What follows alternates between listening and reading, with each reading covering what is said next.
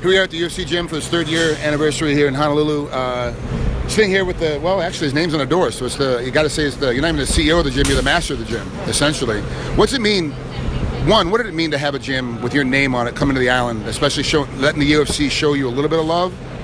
You know, when the gym opened over here, and one of the first things, I love this city so much, like Win said, right? Love the city so much, I wanted to put my name on it or whatever. Yeah. It's kind of one of those feelings, you got your name on the building, and when people drive past the freeway and stuff, they see it, and very humbling, very exciting. So you have 2 gyms here now. A 3rd one's about to open up on this island. Is there any idea of transferring some of these gyms and moving, like having one on the Big Island of Hawaii? Because you're from Hilo, you're not from Oahu, so it's like you have 3 gyms here, obviously, because the population is here. But would you open a BJ Penn UFC gym in Hilo as well? You know what? We've been in talks with the UFC gym about opening a gym in Hilo, and we are looking for a place, and we're looking at all the demographics and see if it could really work out over there. But yes, that is in our head. We've been thinking about that for a while now. You're a dreamer. You're a guy that you see something like, this is what I want to do, and you put a big dream behind it, but you're not the business guy. There's always somebody behind you that's going, all right, the demographic doesn't work, the finances at this time doesn't work. Who is that right now on your team that's kind of handling that stay for you? My brother, my father, actually, they handle that, yeah, still till today. Same old team for a while, and then of course Adam and the UFC gym team, they take care of the rest. All right, so we got to ask, you and I have talked about it quite a bit. I don't understand why the UFC hasn't come here. There's so many fighters now that are Hawaiian born and training in Hawaii, and a few that are Hawaiian born training on the mainland. But if they put a couple of those guys on the card, they could easily sell out, Blaisdell. Of course, I know it's a smaller card. It's only 7,500. I think it's 8,000 total capacity at Blaisdell. But then at Oahu Stadium, it's 94,000 people could potentially fit in that. If you put all the Hawaiian guys on the card and make a BJ Penn and Frankie Yeager main event, it sells out. Japan comes over, China comes over, everyone flies. It's the middle of the Pacific, so everyone comes here. Has there been any talks with you and Dana, real legit talks about bringing the UFC here for an event? You know what? Me and Dana did have a couple little just back and forth talks about it, and I don't think he was as open to the idea at first, but now I'm hearing that Dana's talking about, we could end up there soon. So I think it's digesting. I think it's bubbling in his head, and I see it happening. For sure I see it happening. Folks at home can't see the frustration on your face, like I'm seeing it right now. It's like there's obviously a lot more going on behind there, because you can tell when you're talking about, you're a little frustrated that it hasn't happened already. It's got to be difficult having your name on buildings and being a Hall of Famer for the UFC and being one of the best stars that they've ever had, in any weight class, anywhere, and still why can't you put a fight in my hometown? It's got to be frustrating, You know what? It's been a long time coming, and it's great to see the young kids now screaming it out. We want the fight here, and you hit the nail on the head. Everything you said. Such a big fight state, the culture and everything. We want it. Where's the fight?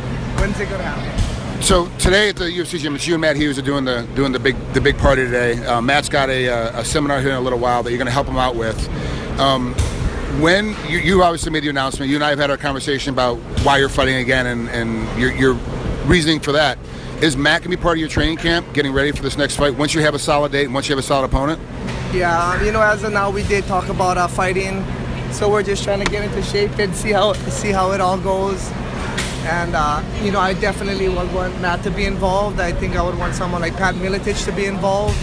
A lot of good guys that I can really put my confidence behind. It's tough. You train so long, and a guy comes in, you want to believe everything your coaches are saying. You have to believe in them 100%. We'll see what happens. We'll see what the future holds. But yeah, I definitely had it in my mind. Matt Hughes, Pat Miletich, or whoever. Yeah. And I want to make it clear, we don't have a date, we don't have a fight, with none of that. We're just working out, and we'll see how this goes.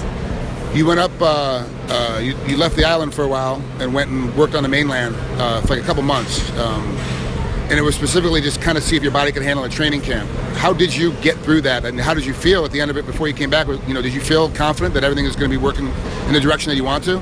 I was up in Utah. I got some good work in up there. I do. You know, we kind of went through like a little pre-camp thing to kind of check it out, see how it was, and yeah, we felt good. No injuries. That's one thing I'm glad of. You know, sitting here, we're going to be 37 next week. We got no injuries. So that's always a blessing to think, hey, maybe we should do sports some more. You said in the past, and this is going back years ago, you'd rather be 10% undertrained than 1% overtrained.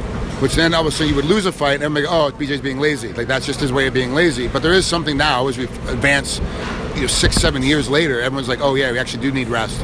We are overtrained. Have you taken, even though you've already kind of had a scientific approach to your training camps, have you taken more of a scientific approach coming back now? You know, if this all does go forward and we do end up coming back, I want to take every advantage that I can of every single type of training, whether it's, from high elevation to whatever new training is out there. I want to be ready. I want to be at my best. There's no sense for me to walk into the ring and get beat up.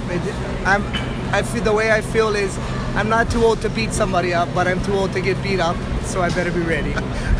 That's actually a good philosophy. That should be your walkout T-shirt. Nice. So how's the family? Everyone's doing good at home? Everybody's doing good. The kids are growing, and they're giving me trouble here and there, but it's fun. As kids should. Yeah. So I want to go back just for a second. You talked about JD and your dad kind of being in your mind, trying to help out with everything that goes on business-wise. Their family, though, how often do you argue, like legit arguing? And sometimes the argument's got nothing to do with what you guys are talking about at the moment. It's from something that happened before. Like, do you guys ever still have that? You like everybody, family, that's how it is. And of course, we're going to get into, well, that's what's strange too, because you see different boxers and they come up with their parents or their family, and then later on they kind of separate, or, it's happened before. But, with us, of course there's arguments, but they go away quick. Obviously. Well, thanks, BJ. Appreciate it. And congratulations again on 3-year anniversary of the gym. It's awesome.